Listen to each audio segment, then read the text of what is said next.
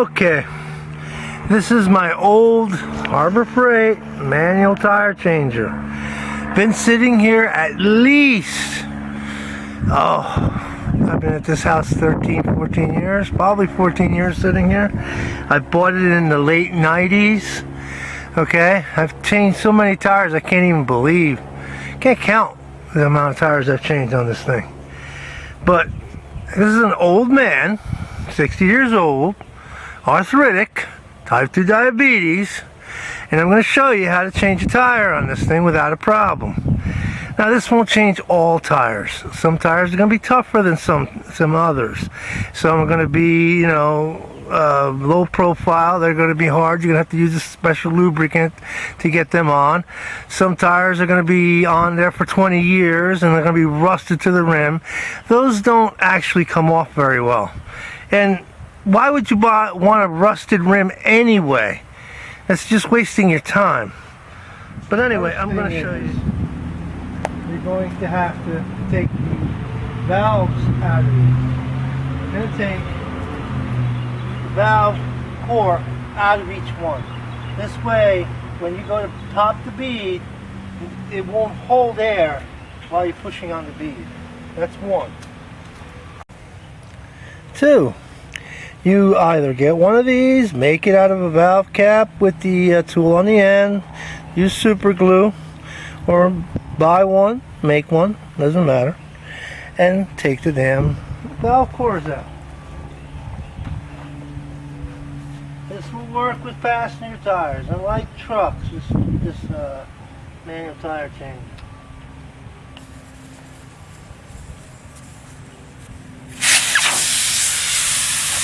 I know there's a shadow from the tree that's there, but you have these holes. You have two holes here. You have three holes here. It's all about adjustment. It gives you enough adjustment to get the correct angle to pull down on the bead. You cannot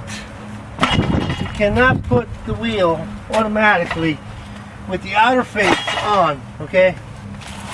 You try to pop the front face first if possible. You don't put the wheel at the edge like this and try to pop it. You have to push it all the way in. One of the things I don't like is that you always constantly got to pick this up. But yeah, you put the wheel all the way in, as so, and then you put this where you're going to pop the bead. As you can see, that's a pretty good angle right there for popping the bead. This guy's been through hell, so there you go. If the bead does not come off automatically, you move it into that spot where the rim is, okay? And as you can see, it's already started, okay? So now you just turn the wheel and get another spot. And again, there you go. This is my spare from one of my chargers. Been sitting at least 10 years, and it's coming off pretty easy. Same difference on the back. Push it all the way up. Find the spot. Guide it in. Push down. As you can see, I'm not even muscling it. I'm just taking my time. Because these things are not made of like titanium, you know. So one good thing would be to have a gusset right here. And a little gusset right here. That would work okay, but I still have not modified it. Over the years, I just never got to it. Same thing on the other side.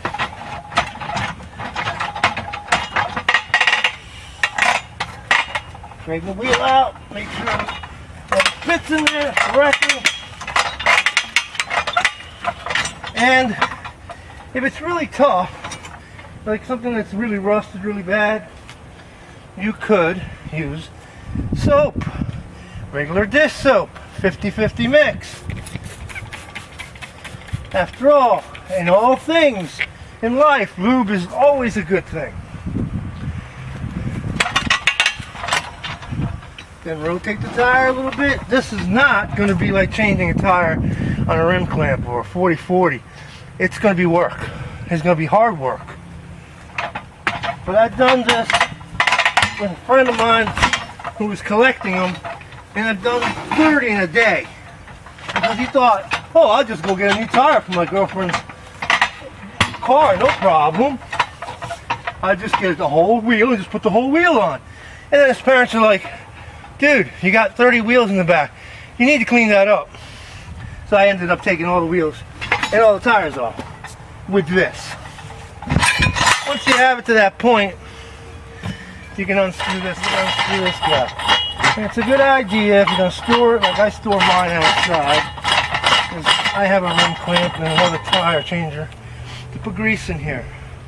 That keeps it from seizing and easier to move. Actually, I need to put grease in this one. Anyway, a lot of people put it inside wheel out. It's not supposed to go that way. It's supposed to go only in certain circumstances. It's supposed to go this way. And you put the pin inside one of the lug nut holes. There you go.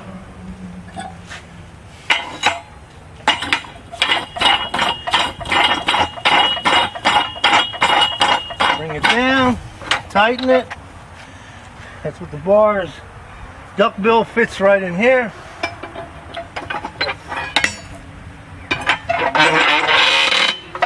And that's it. Done so far. You can now lube the tire up a little bit.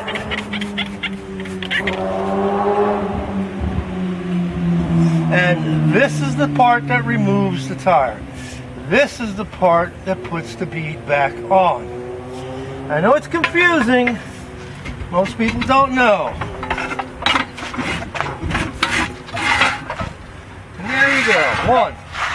Once you pop one off, you get the other one on the bottom. You figure, you get it up and over the rim.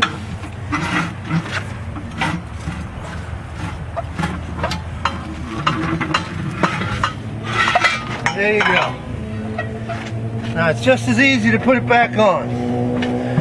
So that's what I'm going to do right now.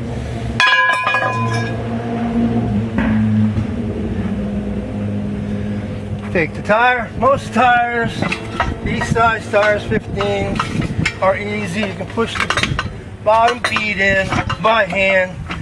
That comes on, and you don't really need to use a tool for that. Now that may not work if you're doing a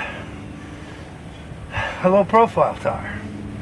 The low profile tires are going to be more of a bitch. If you're running low profile tires in an old car, then shame on you.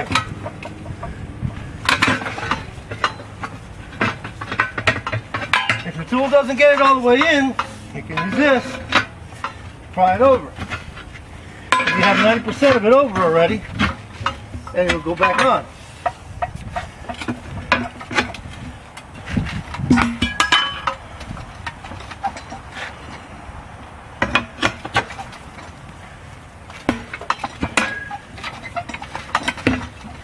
And there you go. The tire's mounted back on, ready for air. Okay. This one here is a 32 by 11.5 BF Goodrich mud terrain off of my Ram Charger. Just one of the old tires. Keep them around as spares. Aluminum rim. I'm going to show you how to take this one off. It's the same thing. I just cannot get over the fact that Rapid Transit, just Mopar Joe says he got hit by the machine. I don't know how. I would love to have seen that video. Anyway, and you know, Iron Horse, you can't muscle these things. These are not made of titanium, like I said before. They're just steel, regular plated steel. That's all it really is. Bent and formed, and that's about it. But if you use your brain instead of your muscle, it will work. I've seen these modified to where they have actual turbo components on the top to change tires on motorcycles, change tires on bigger cars, bigger wheels, and all. Now with aluminum, If you're not particular about getting scratches on the aluminum, then yeah, sure, this thing's okay with that. But if you're particular and you got a $10,000 set of wheels, this is not the machine to take them off with. And again, you adjust this if you have to the angle you need to break the bead. If you go too far over here, it'll be too hard and you'll actually bend the thing. There you go. There you go. And these have been on at least 8 or 10 years, because these are my spares. And you flip her over, and like I said, you got to go all the way in. You can't go to this point. You can't leave that rim sticking to that. That's too much of an angle. It won't push the bead down correctly. As I said, I've always hated that part that it falls down, but that's how it is when you're using a manual Chinese tire machine. Same thing here. Push down. Come off. Relax. Turn the wheel. As you do that, it's getting looser and looser as you keep turning it. So now, this is way much more work than trying to do it with a machine like a rim clamp or a 40-40. See how the tire tried to get up? Push it further up.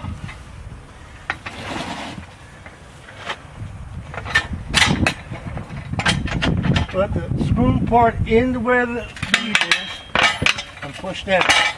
Now this one's getting a little too far out. The angle's changing too far. So I'll change that.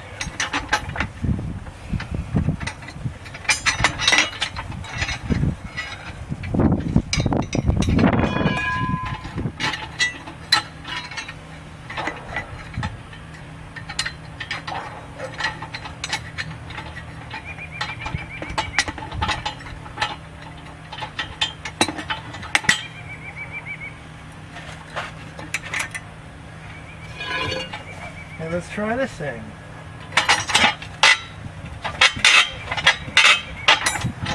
Like I said, you don't force it, turn it.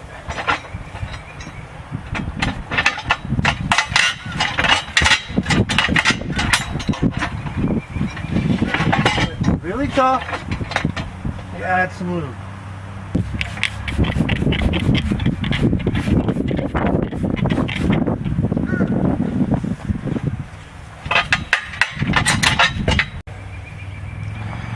Okay, now the bead is broken all the way around.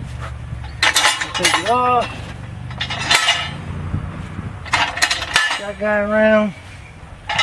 Take the little X pattern off. Put the wheel back on. I can tell you this is a lot of hard work for an old man like me. So I don't really don't use this. Unless the electricity goes out, I ain't touching this thing.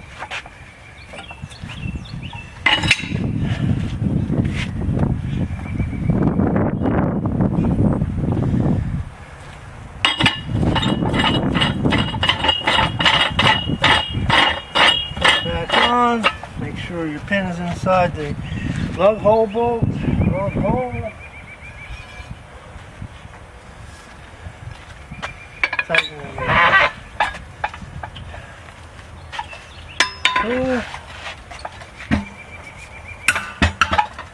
And soap and water always helps. Lube of the day.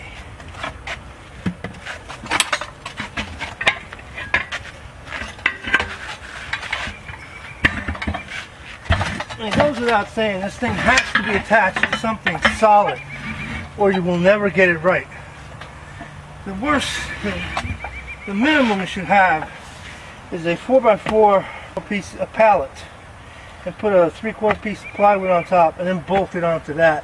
That way you can step on the pallet and your weight, and I know Iron Horse has got enough weight for it, will hold it down and you can easily remove the tire. That's how I used to use it when I was doing it portable. Pop the thing like that, pop the tire up, Get the bottom one. Like I said, these are heavier tires than an old man. These are not as easy as they used to be when I was 20. Put the tool in there, right there, hold this back down.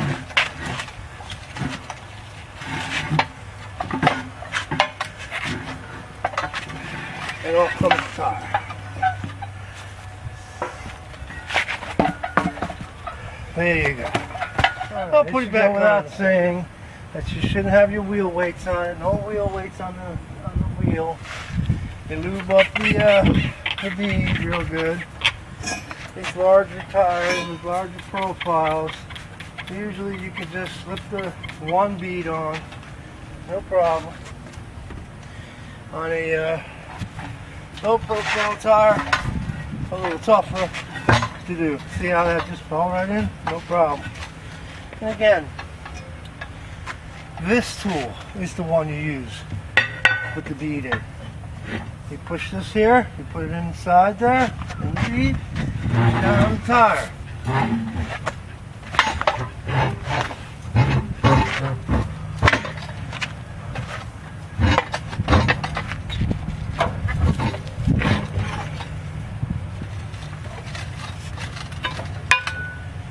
Sometimes it doesn't go in, but you got it. Done and over with. Now I'm going to put air in this tire to show you can put air in it. And it's good to go. There's no reason to get popped in the head by the bar if you know what you're doing.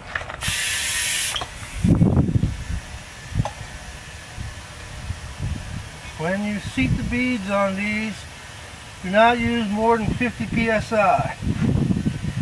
Always put the bead that's going to pop away from you. These have been known, aluminum rims have been known to fracture while you're airing them up and seating the beads.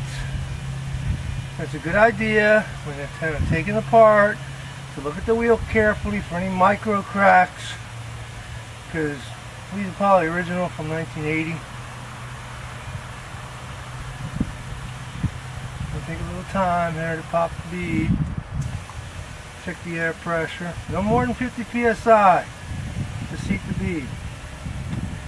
If you go exceeding it, then you basically need to let the air out and try again. This is where good lubricants, good tire lubricants you can buy commercially on Amazon and other places really helps out, especially with low profile tires. With low profile tires, I would use the Pro version of the lubricant because you really need it, because they are a very tight fit. Alright, so these bead is on there. I'm going to set these at 40 because that way they'll hold there for a good long period of time. They're just spares. Well, that's it, guys. That's how easy it is to change tires on this thing. Of course, if you're young, it's a lot easier than it is when you're 60 years old. Thanks a lot. Thanks for watching.